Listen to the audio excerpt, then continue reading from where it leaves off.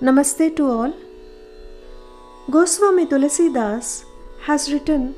Sri Ramacharita in which there is an extremely popular bhajan, Sri Ramachandra Kripalu Bhajaman, which we all know in the voice of Lata Mangeshkar ji, and it was sung in the rag Yaman Kalyan.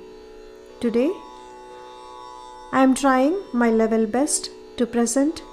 this same bhajan in the rag Shivaranjani. Hope you like this. Thank you.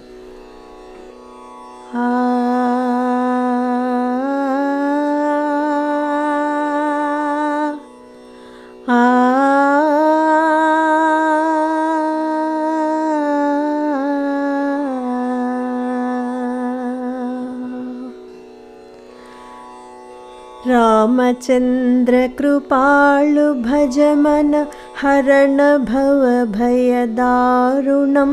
नव कंजलोचन कंज मुख कर कंज पद कंजारुणं श्री रामचंद्र कृपालु भज मन हरण भव भय दारुणं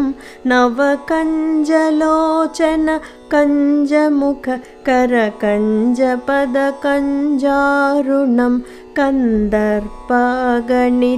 अमित छवि नवनील नीरज सुंदरं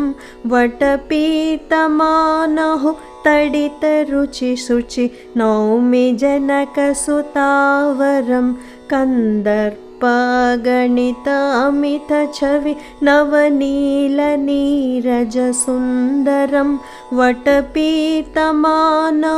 तडित रुचि शुचि नौमि जनक सुतावरं भज दीन बंधु दिनेश दानव दैत्य वंश निकंदनं रघुनंद आनंद कंद कौशल चंद दशरथ नंदनं भज दीन बंधु दिनेश दानव दैत्य वंश निकंदनं रघुनंद आनंद कंद कौशल चंद दशरथ नंदनं श्री रामचंद्र कृपालु भज मन हरण भव भय दारुणं नव कंजलोचन कंज मुख कर कंज पद कंजारुणम्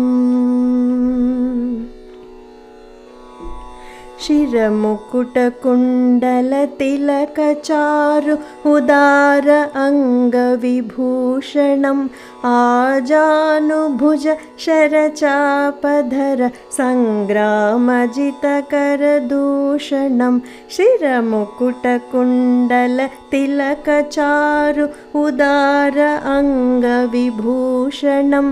आजानुभुज शरचापधर संग्रामजितकर दूषणम् इति वदति तुलसीदास शंकर शेष मुनि मनरंजनं मम हृदय कंज निवास कुरु कामाधिखलदल गंजनम् इति वदति तुलसीदास शंकर शेष मुनि मनरंजनं मम हृदय कंज निवास कुरु कामादिखलदल गंजनं श्री रामचंद्र कृपालु भज मन हरण भव भय दारुणं नव कंजलोचन कंज मुख कर कंज पद कंजारुणं श्री रामचंद्र कृपालु भज मन हरण भव भय दारुणं नव कंजलोचन कंज मुख कर कंज पद कंजारुणं नवकञ्जलोचन कञ्जमुख करकञ्जपदकञ्जारुणं नवकञ्जलोचन कञ्जमुख करकञ्जपदकञ्जारुणं नवकञ्जलोचन कञ्जमुख करकञ्जपदकञ्जारुणम्